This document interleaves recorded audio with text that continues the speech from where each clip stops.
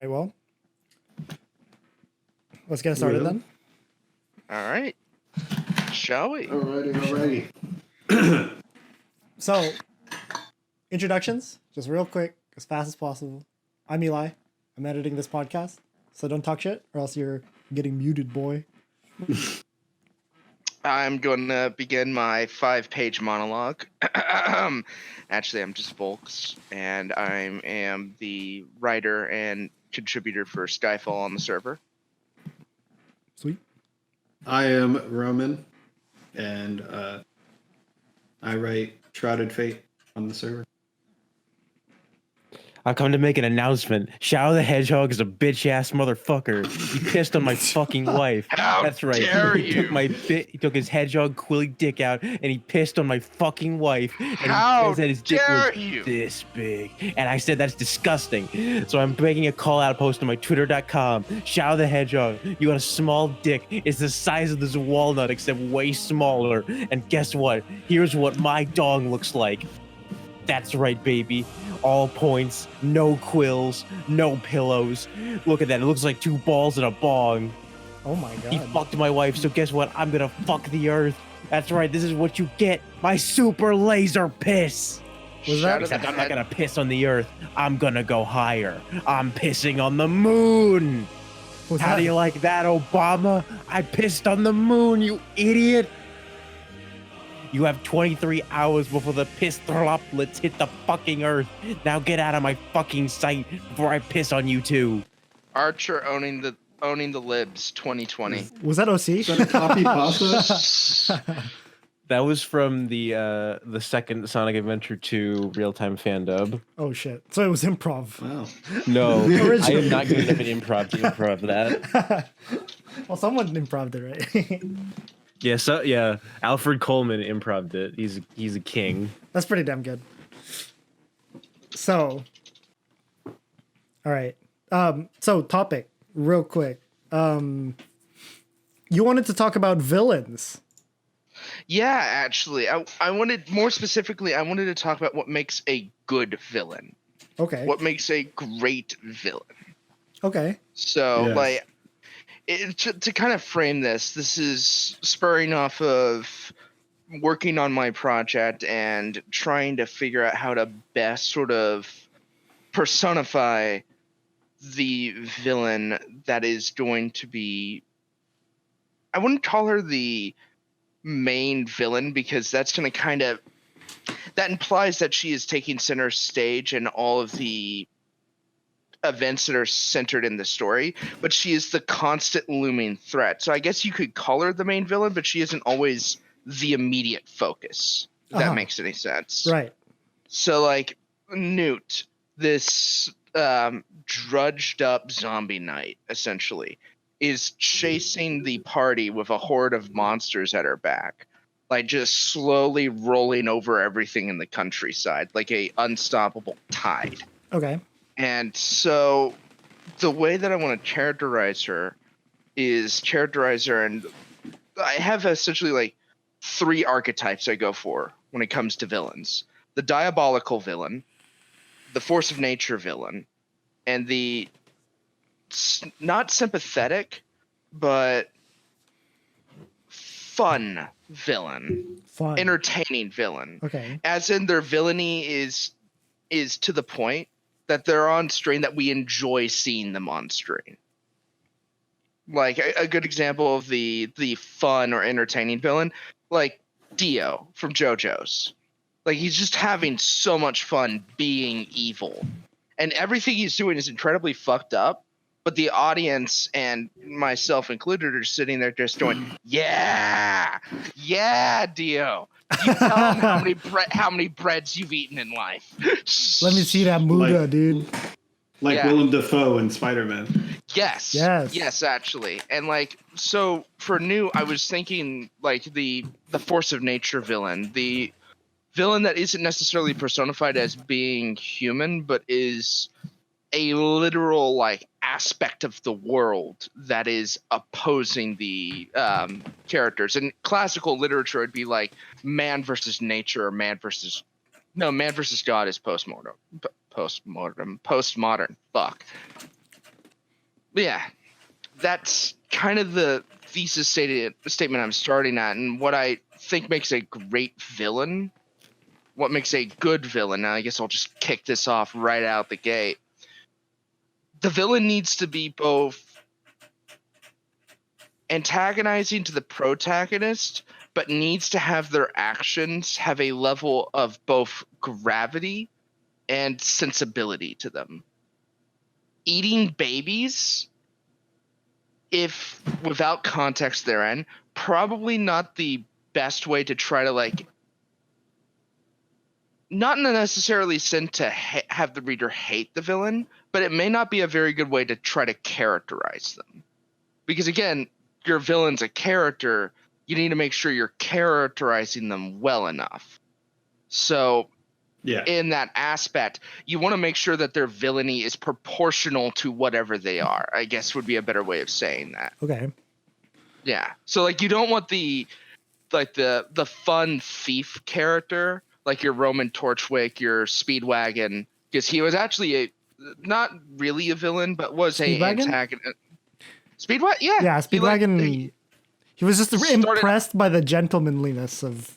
Yeah, and like you wouldn't have Speedwagon like have a backstory of Speedwagon got his start by eating babies on the streets of Gorgon Street, right? That it's like at that point it's just like yeah, but I can't relate to that. He's just like he's just a thug. He's just a brute on the street. You want to make sure that's not too off course. Okay. That being said, like you could have like Darth Vader, who is like a Lord of the Sith, who just like chokes out his commanding officers and stuff like that, because that's proportional to what we've seen him done.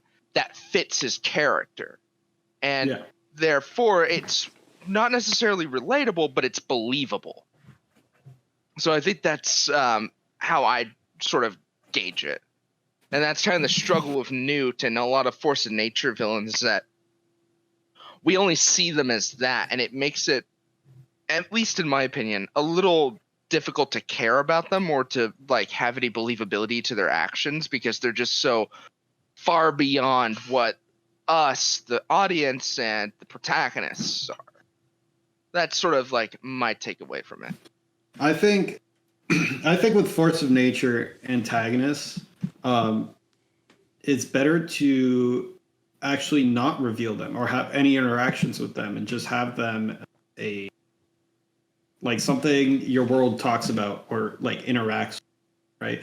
So like your characters hear about something that this antagonist is, they hear about the horrors that they've done, they hear about all this bad shit that's happened, but they don't actually interact with this person.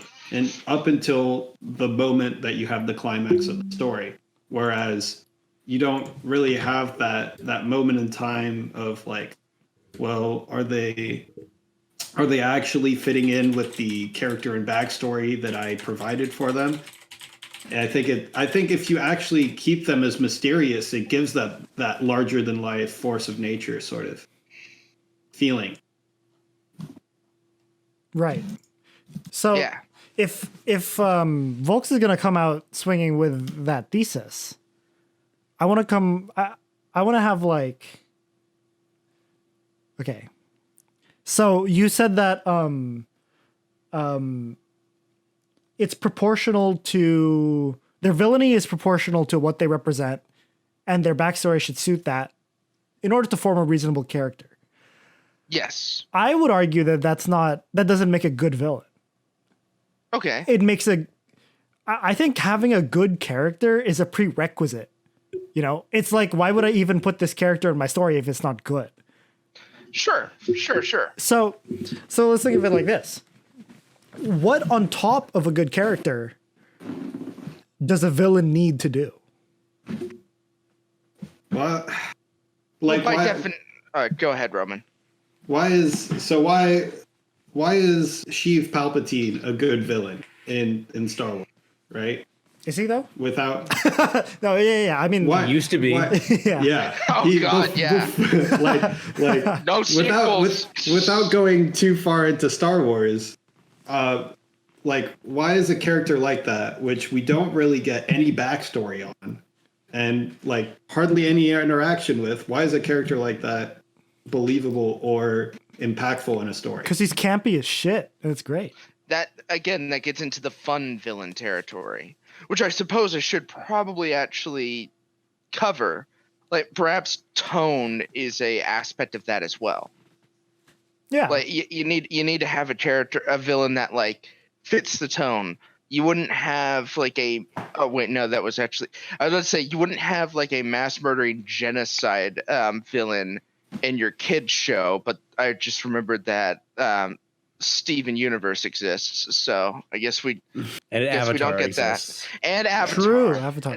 God, is it me or is just I feel like it's so easy Genocide, to like we've kind of reached the point where like hold on, I'll be like right back, guys. we're like genocidal and like mass murdering and take over the world type villains are just like kind of too over the top for like kids shows to take serious, for kids shows to like really say this is like representative of like real life. So like that kind of like stuff where the stakes are massive does show up a lot in kids media, because like it's not very common for us to see real world people saying like, I want to murder everyone on Earth. Yeah. Then you get Castlevania, where like the villain is going to murder everybody on Earth, except except it's a very dark and serious kind of thing, which works really well in that context. Yeah, I honestly, I feel like at this point we should just ban any mention of Avatar: The Last Airbender, because it's so easy to just cite Avatar: The Last Airbender and be like, oh, they did it good.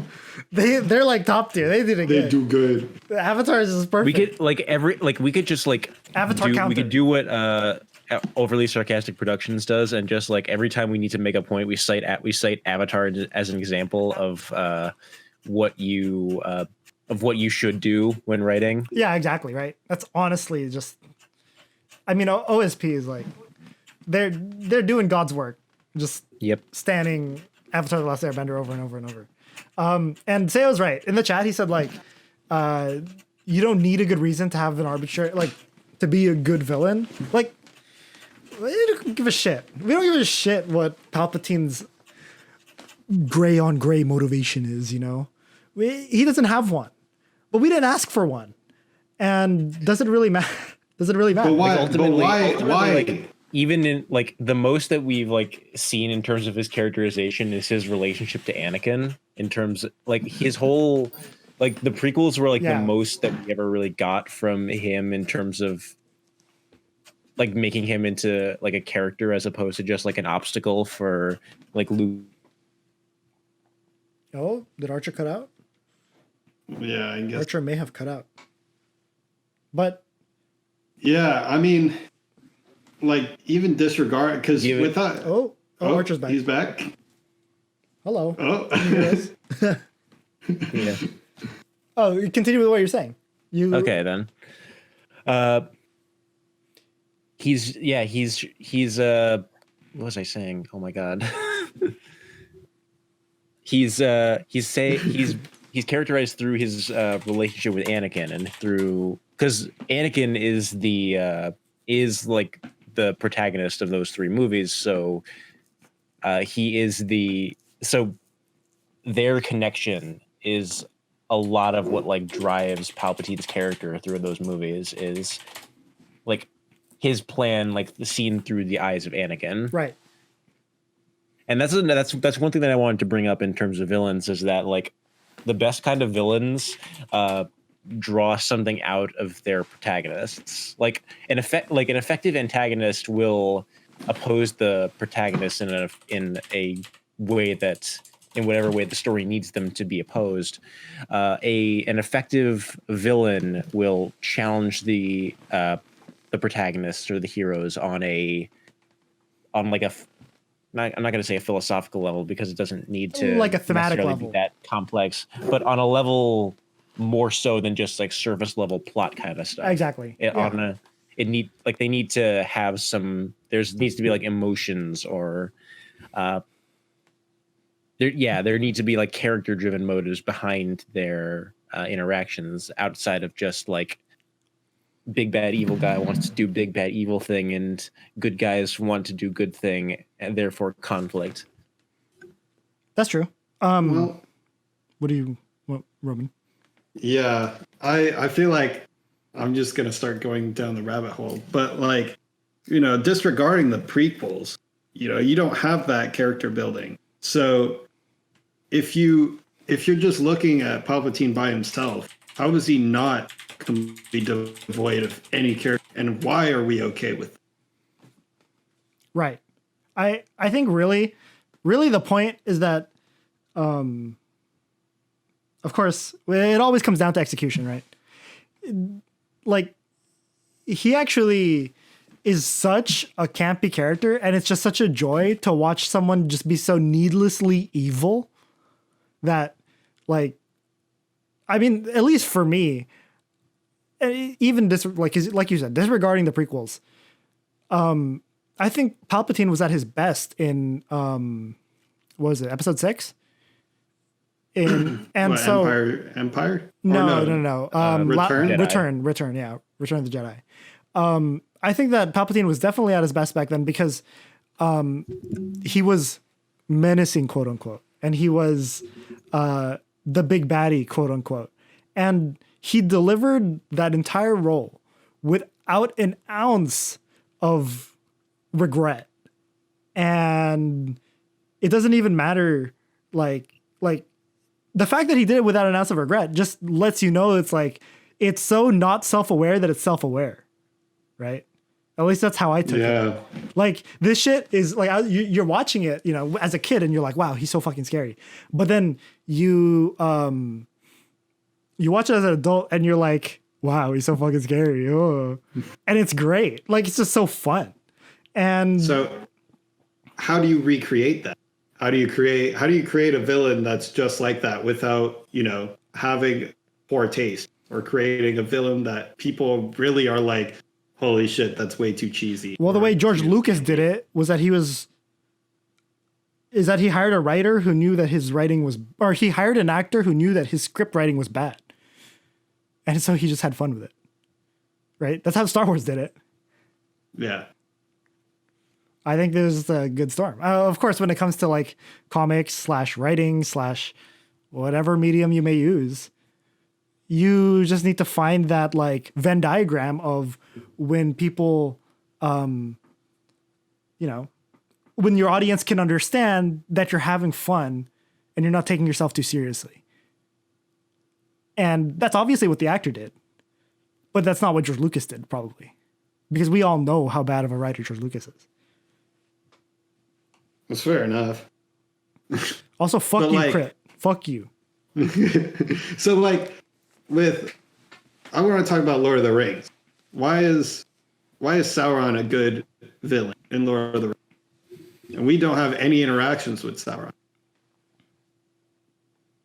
So Sauron is one of those villains who is characterized pretty well by just how other characters like talk about him, and how other characters like carry themselves when like addressing him.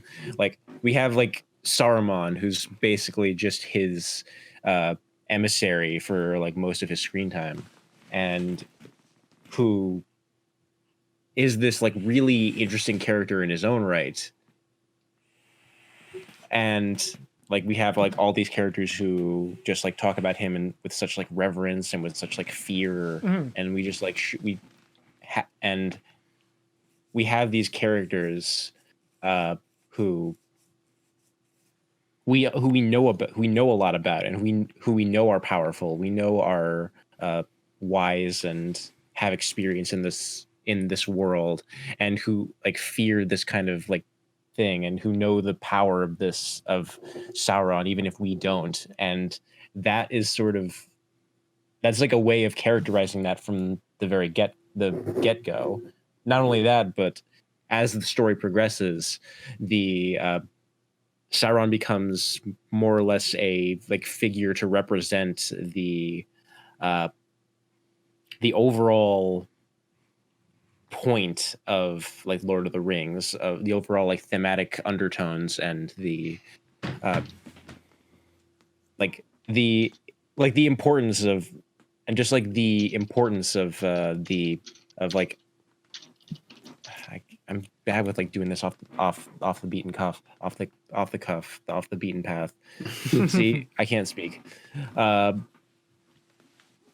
Like what I'm trying to say is that like Sauron represents a lot like thematically in terms of the like degradation of like morality and like greed and how that like destroys people. Yeah, totally. Just like what the One Ring does. And it's it sorry. Keep going. I have returned. Yes. I've returned. I didn't Welcome mean to back. cut you off there, No, Archer. Yeah, thank you. Yeah, it also works because in a lot of ways, Sauron is thematically and also in terms of power, diametrically opposed to our protagonist as well. Sauron is this big, powerful. He's the big bad. He is the big bad in every D&D module ever, right? He's the archetypical version of that. Who are our heroes? Hobbits. These, like, you could talk about the rest of the Fellowship, but it's really focused on Frodo and Sam, and they are small and almost insignificant. In fact, even like at least in the movies, I'm not exactly certain how this is portrayed in the books, but in the movies, Frodo and Sam are almost like forgotten in a way. When they're having the celebration back in the Shire, they just kind of sit back and let it happen all around them while the other two hobbits that were in the Fellowship that were following Frodo and Sam, what were their names? Yes. And what was the it was like a woman's name. Mary? I think it was Mary. Yeah. I think it was Mary. Pip and Mary, I think. Shit, no, it wasn't Pip. Point being is that in the fact that like it worked well as a thematic element within the story as well, showing that to counter such a great evil, what is required isn't an even greater strength. It is the strength of will to overcome villainy and to overcome one's greed.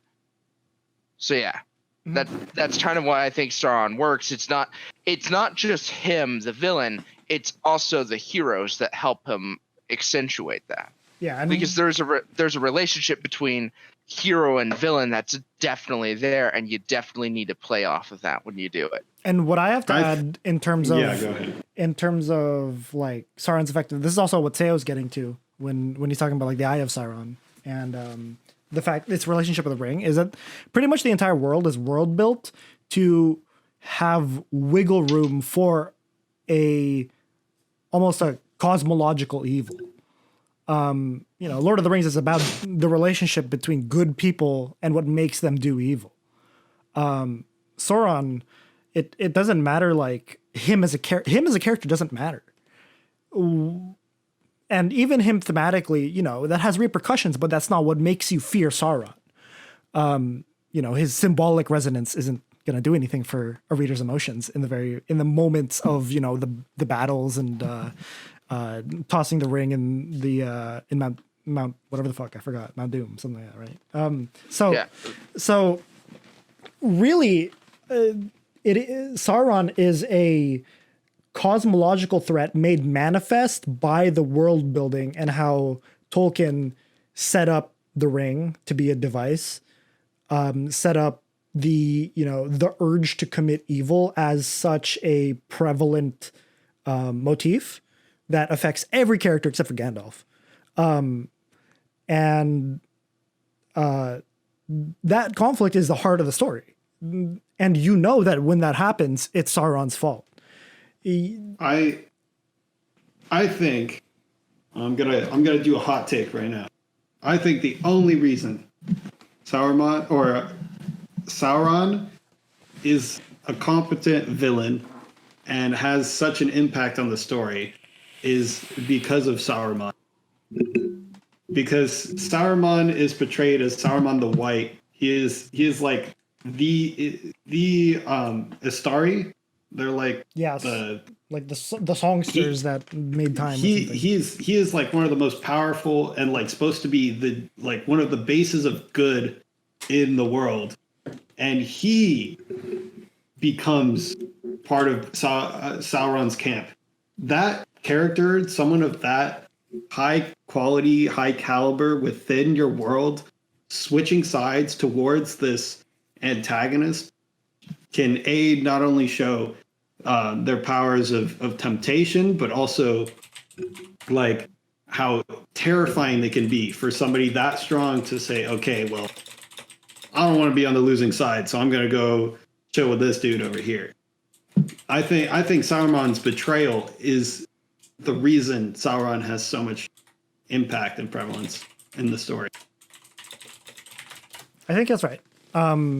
It definitely helps add to it. When does that happen in the story? When do we know that Saruman was like? It's when Gandalf comes to see him. And how early is that in the adventure? It's a decent ways in. It's in Return. In the movies? In the movies, it's Two Towers. It's Two Towers. Oh, it's Two Towers. It's Two Towers. Okay. But yeah, I mean, before that, you have the Nazgul. Like, really, Sauron isn't that big of a deal until, I'd say, like, movie-wise, Two Towers. Because you have the Nazgul, which is a terrifying enough of a villain to kind of satiate people. Because the ring wraiths are really the ones avidly searching for that ring. Yeah. But that's my opinion on it. Yeah. I think a good way to like characterize and like to identify a good villain is the ways in which like they affect the protagonist, not just like in a surface level way, but in a way that reflects what's going on in their heads in the movies in terms of what does their presence in the story mean for the development of protagonist Jones? Like, what do they represent for them? Right. I mean, yeah. I mean, it's kind of hard to add more to that. But I think you're definitely right. I think that's where I think antagonists kind of separate and become different in ideas, because I think from villains. Well, no, not exactly. Like villains and as a whole, I think when they start to separate from one another is where you have a villain like Sauron, right? And his whole spiel is, how do I affect the main characters? Or how do I affect certain characters in this world that make me look big and bad? Whereas you look at a character that has a backstory, that has something sympathetic to him, like you understand this, like this villain has a character. They can stand by themselves and they don't necessarily have to have an impact. Well, they will have an impact on the main character, but they don't necessarily have to like a cardboard villain like Sauron. I'm not saying he's a cardboard villain, but somebody without any character depth is, you know what I mean? It's not like you have to stand by yourself. Sauron never has to stand by himself. You don't have a perspective of Sauron speaking or interacting. You can't get in Sauron's head. He's just evil. Yeah, exactly.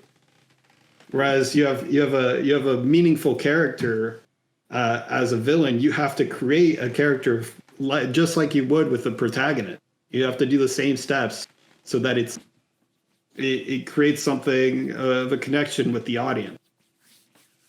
So let me offer the inverse point to Volx's question, just to answer it in variety. What what's the shittiest ways you guys have seen villains be fucked up? Like Cersei Lannister. That is probably the shittiest, I'd say. You're talking show Cersei, yeah. Yes, 100%. We don't know how Cersei is going to turn out yet in the books. But as far as the show, you have this... She's just suddenly crazy. Why? Because she's a woman. You have this character that's built upon, hey, I don't give a shit about anybody but my children and my family. Like, that is, like, she's an awful person, and you can get behind her just on that topic where she loves her children. Right. She loves them. She wants to protect them. That is her story. Her whole fucking arc is that. And then suddenly she loses one of her children and then causes the other one to commit suicide, doesn't feel bad about it, and then loses her daughter, and then just ends up kind of becoming a crazy bitch that sips wine. And just like kamikazes the Seven Kingdoms into like hell. Yeah, once she loses all her children, there was no arc for her because her whole character is built up on, hey, I'm going to save my children or I'm going to protect my children. Like she has no purpose as an antagonist once that ends. It's really easy to do insanity badly. Especially if your story isn't about insanity. Exactly. It's ridiculous how in the show, at least, they did it badly twice. They did it bad with Cersei and they did it bad with Daenerys. And it's just a shit show at that point. D&D are like, what should we have this character do?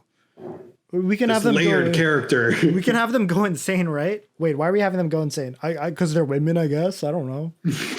Just take a big smoke from their blunt. Yeah, actually. Dude, what fucking women? Doesn't matter. Like we're doing Star Wars in a little bit. Doesn't matter. Yeah, fuck it. Yeah.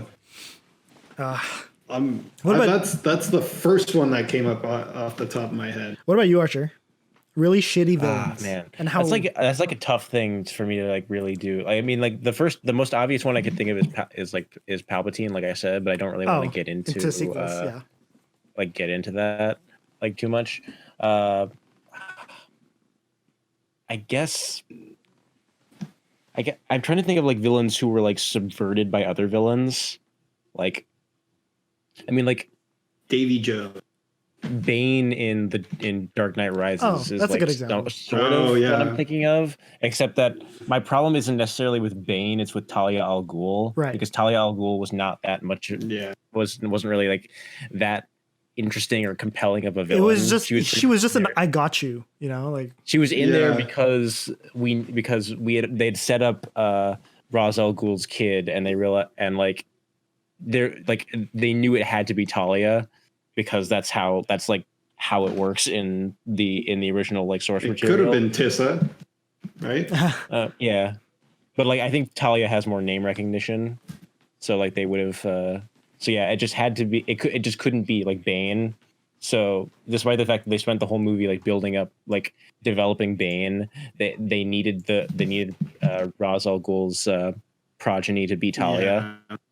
Because oh Jesus, okay, I'm back. Welcome back. You have all the scenes with the child climbing out of the pit, and you're like, oh, that's Bane, that's so cool, like Bane as a child. And then no, it's Talia.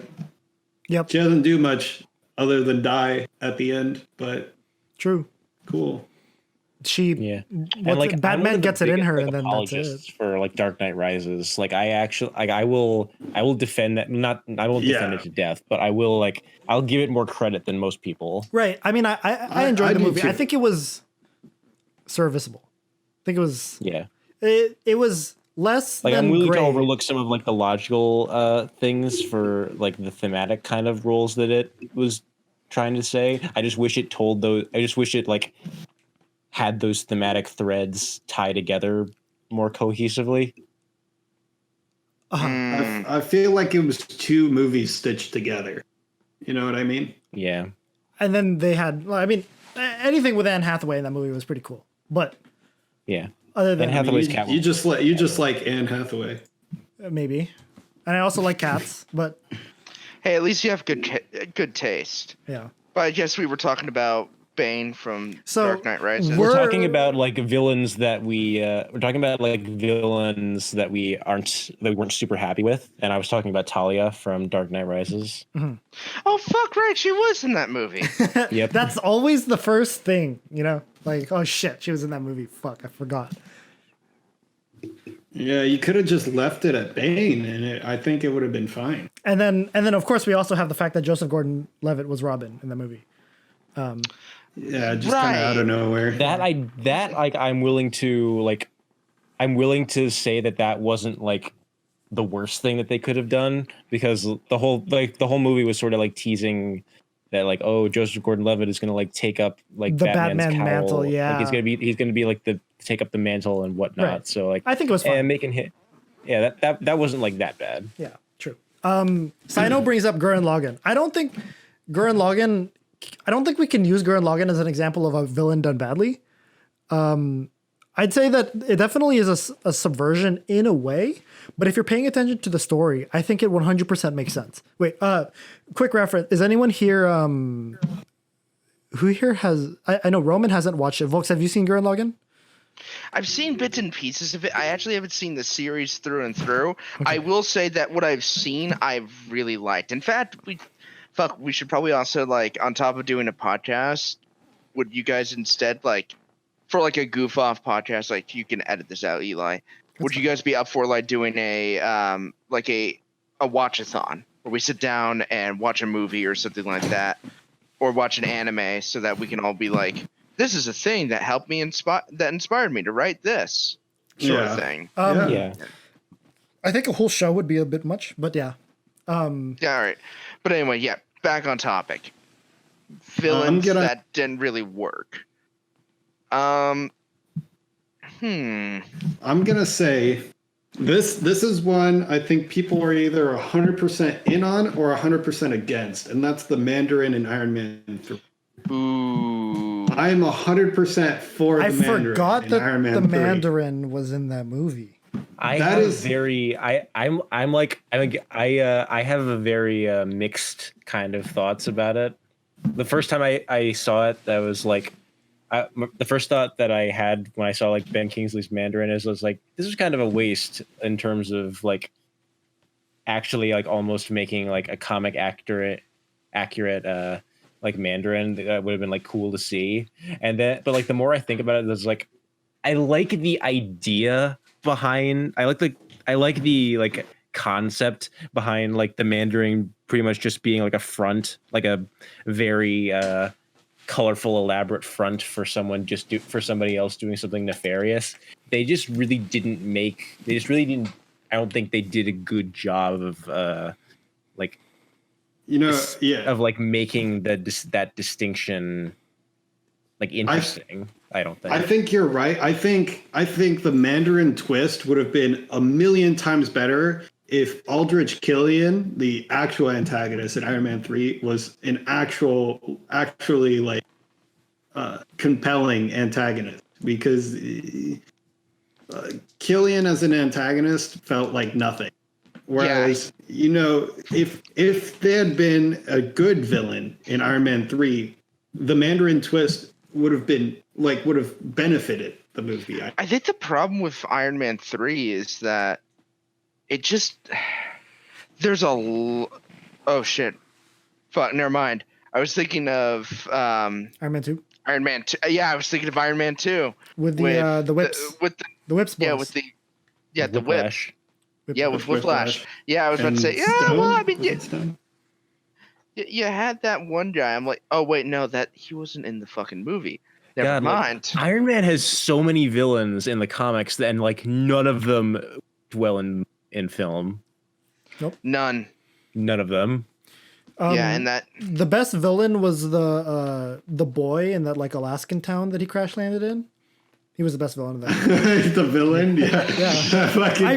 Bro, have you seen the edits of the boy like just being fucking shooting Tony. Fucking He's being an asshole all the time. When the kid like sits down next to the Iron Man suit, and then Tony like moves. He acts like he doesn't. He acts like he doesn't know who Tony Stark is. Yeah. And shit like. dude, As if that shit, like, dude, that shit would piss Tony off so much. That would have been a better movie. Actually, yeah. But like, fuck, why wasn't that shithead just like secretly a genius? I who's do- just been fucking with Tony the entire time. Dude, I would pay money to see like a like young Avengers like team up movie of that kid, Spider-Man, like Shuri from like Black Shuri, Panther, dude. and then like something else that you want to put in there. Like Dude, just take all like the people who are also like Thrown smart aside. in the MCU and just like give them like their own like superhero team. dude, when she calls Watson a colonizer, that was pretty good. Yeah. Bro, real talk, just throw the kitchen sink in there. Add Ironheart to the MCU. Just fucking do it. Just make a ton of people angry. Fucking love it. You know the kid in Iron Man 3 is actually in Endgame Yes, he What? is. I just at the What? funeral. He's at like, the at funeral. No way, he's at the funeral. Yeah. he's at Tony's funeral. Who paid He's for just, this like, kid's plane ticket? He's just like 15 years older. Really? I Yeah, it's the same. I actor, don't too. know. I don't know, like, if it was supposed to be just like an Easter egg, but yeah, I guess it's kind of hilarious. What the hell? That's oh my god. Tony's other son, Yes. You know besides what Peter. they're building with Spider-Man's villains. I think Spider-Man is the only like superhero with villains that are actually like captivating enough to recycle. So I've heard stories that they're trying to build a what's the villain group called? Sinister Six. Yeah, the Sinister Six for a Spider-Man movie. Oh, that's pretty interesting. I didn't know that. They Which were I trying to think- do that for the Amazing Spider-Man movies, but then those movies tanked, and so they couldn't do that. But like the antagonists in the Spider-Man movies are actually pretty fun. I really, and they got very good actors to do them too. Vulture and Mysterio, I think. They were very like, oh man, both of them were like really good. And I think another thing that they were really good at with those two is that they connected back to Peter in very meaningful like ways that like reflected his own journey through those movies. Like Vulture was somebody who had been like rejected by the system and who had been like who like made like something for himself with his own merits, like by stealing from the people at the top and like making his own like business out of like selling weapons to people. But his whole thing was like sticking it to the people at the top by like making it his own, making like his own sort of way in the world out of what they leave behind. And Mysterio, his whole thing was about like tarnishing, it was like making his like changing his own legacy and making a better sort of world for himself out of the wreckage of what was left behind by the people who ran